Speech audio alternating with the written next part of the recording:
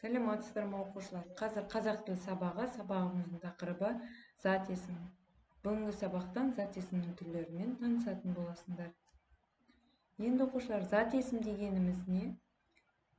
Зат есім дегеніміз заттың атын білдіреді, кімдер, нелер деген сұрақтарға жауап береді. Жалпылай немесе жекелей атауына қарай нешеге бөлінеді?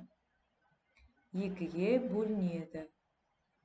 Жалпы есім және жалқы есім болып. Жалқы есім дегеніміз кісінің аты жөні, жер су аттары, жан-жануарларға қойылған атаулар жалқы есім деп аталады. Ал жалпы есім дегеніміз жалқы есімдерден басқа зат есімдерді жалпы есімдер деп атайды. Жан-жануарға қойылған атау кісінің аты жөні, жер су аттары жалқы есім болады. Және де жалқы есімдер бас әріппен жазылады.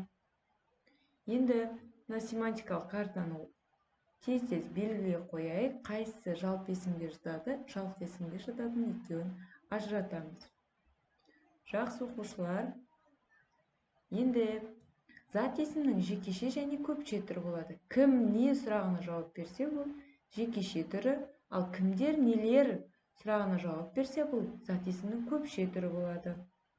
Енді мәтінді көшіріп жазайық. Оқулығымыздағы 8-ші беттегі 10-ші жаттығуды.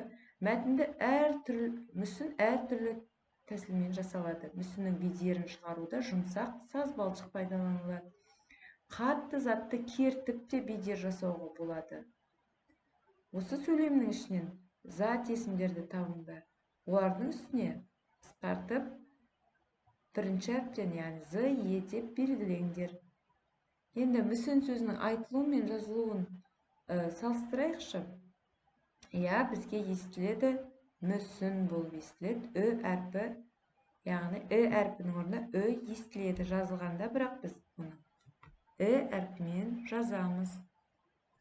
Енді 11-ші жаттығудағы сызбаға қарап, жалқы және жалпы есім туралы қорытынды жасайық.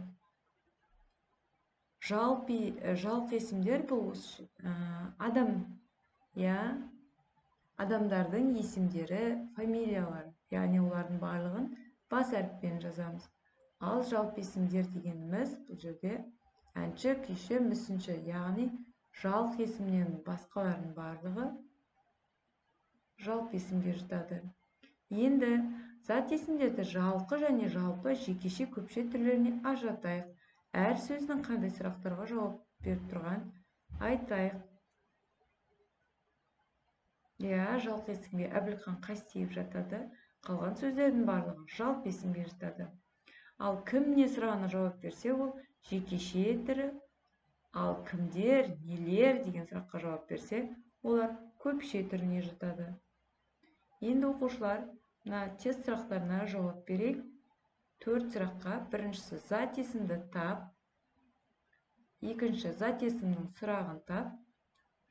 Үшінші сұрақ жалпы есімді тап.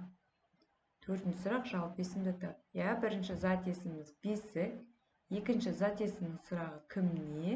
Жалпы есіміміз алатау. Жалпы есіміміз оқулық. Жақсы оқушылар, сау болыңыздар.